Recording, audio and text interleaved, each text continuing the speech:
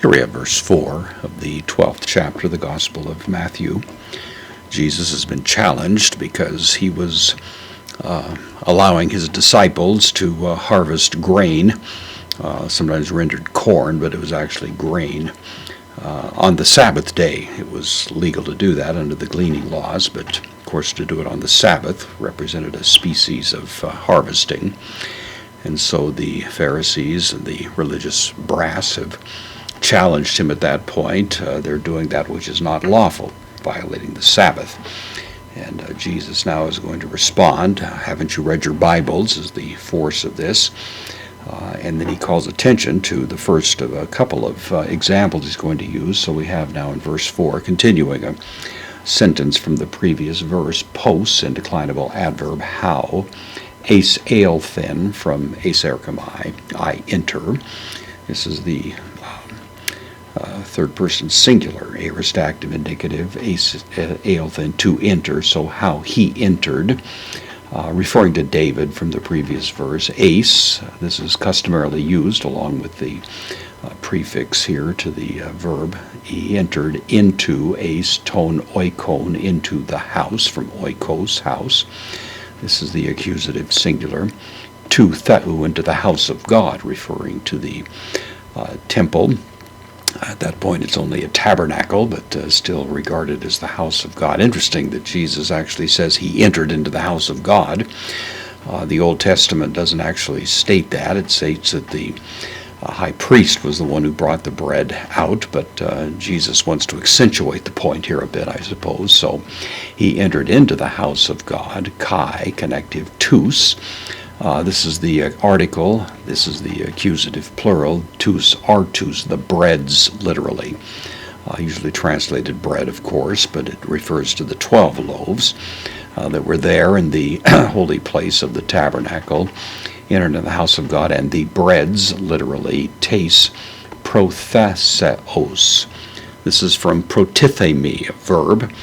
Pro means before, titheme means to set or to set forth. It was the verb that would have to do with setting something forth to be visible. This is actually a noun form of it, and so it would be rendered something like display. The bread of display. This is a noun. It's in the genitive, so it's in some ways modifying the type of bread. It's the bread of the display. Usually called showbread, of course. So he entered into the house, and the bread of display, ephagon. This is from phagomai, means to eat. This is the aorist, active indicative, third person plural. So he did eat. They ate, actually, in the plural here. So he entered into the house, and they ate, and then he adds to it ho, the relative pronoun, which uk exon. This is the participle actually from existen. It is lawful. This is the negation. It is not lawful. The participle would include an ing idea, so being lawful, which it was not being, if I can put it somewhat awkwardly, being lawful. It was not lawful. Ain was, this is from Amy, I am, third person singular, imperfect active indicative. It was not being lawful to him. With reference to him, it was not lawful.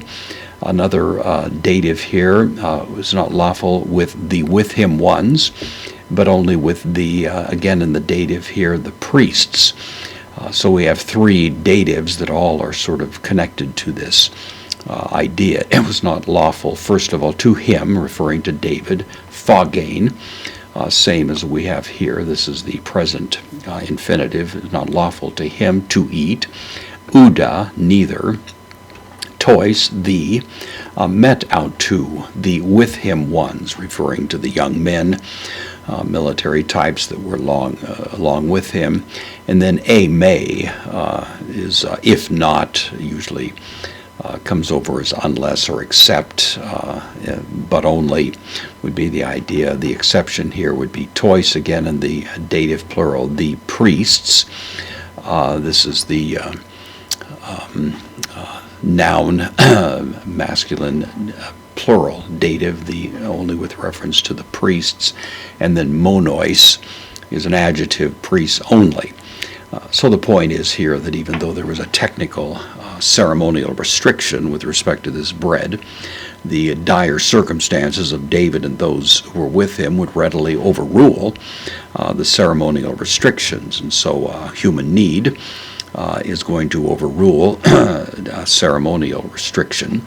And Jesus uses this as example number one to illustrate that what he's authorizing his disciples to do is perfectly justified under the Old Testament law, in spite of the objections that are being raised. Of course, this little phrase, exone, it was not lawful, and the participle is precisely the same word that was used by the Pharisees earlier to say it's not lawful for them to do this. And Jesus is sort of parrying their objections with this statement about what is and is not lawful.